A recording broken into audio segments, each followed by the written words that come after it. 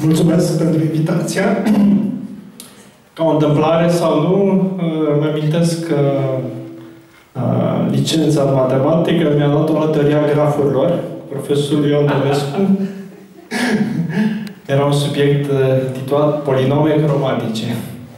Așa că, nu întâmplător, suntem aici și noi în acest graf.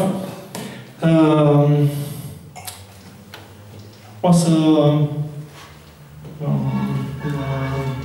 spun câteva poezii din ultimul meu volum, Omul cu două inimi. Un buchet de iriși pentru ochii tăi, fără să clipesc, am luat. Din colțul în care oameni apar și dispar. Ca un semnal intermitent către un corp ceresc nemișcat, oprit deasupra ta la capătul nopții. Calci foarte încet, încât mi se ascute auzul și miliarde de voci intră în el. Ca o bandă rulantă, spunând lucruri ce opresc expansiunea Universului. Nu trece nimeni, doar un cățel în căutare de stăpân. Sau poate doar de o privire în care să vadă viitorul, după care strigăm în somn să nu ne lase în urmă. În acest nor de săgeți am iubit.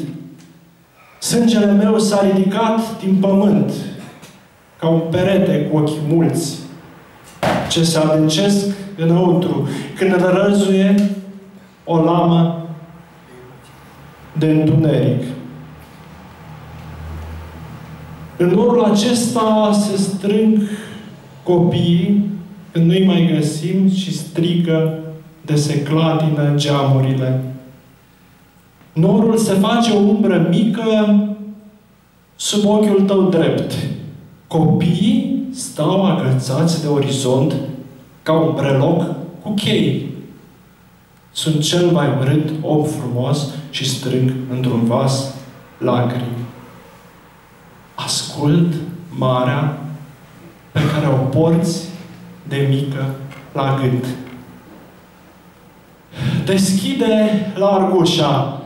Trandafirii din numeri poartă gheața subțire prefăcută în pelerină de apă.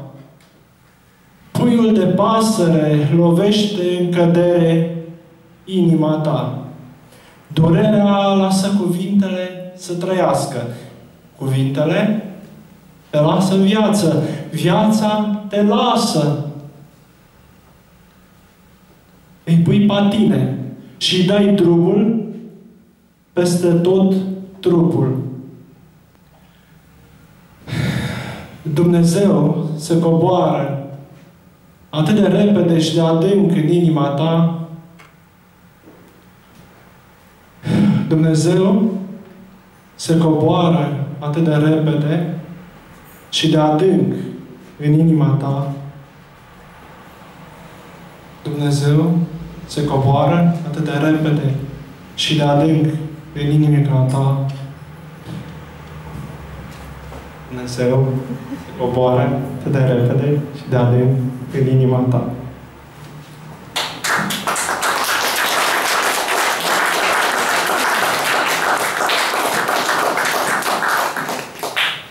Vine o vreme când nu mai poți face asta și aia, întinzându-te cu un aer de ființă gumilastică între două colțuri ale micului cosmos.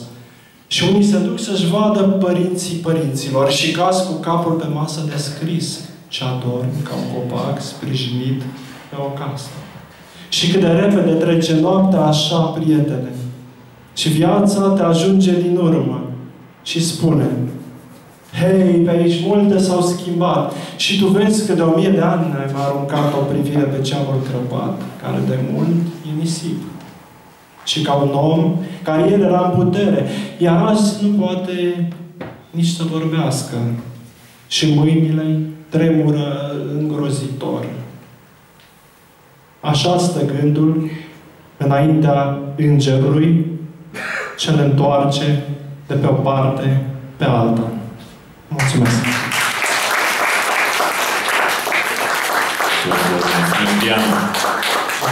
Diana și Florin Caragiu.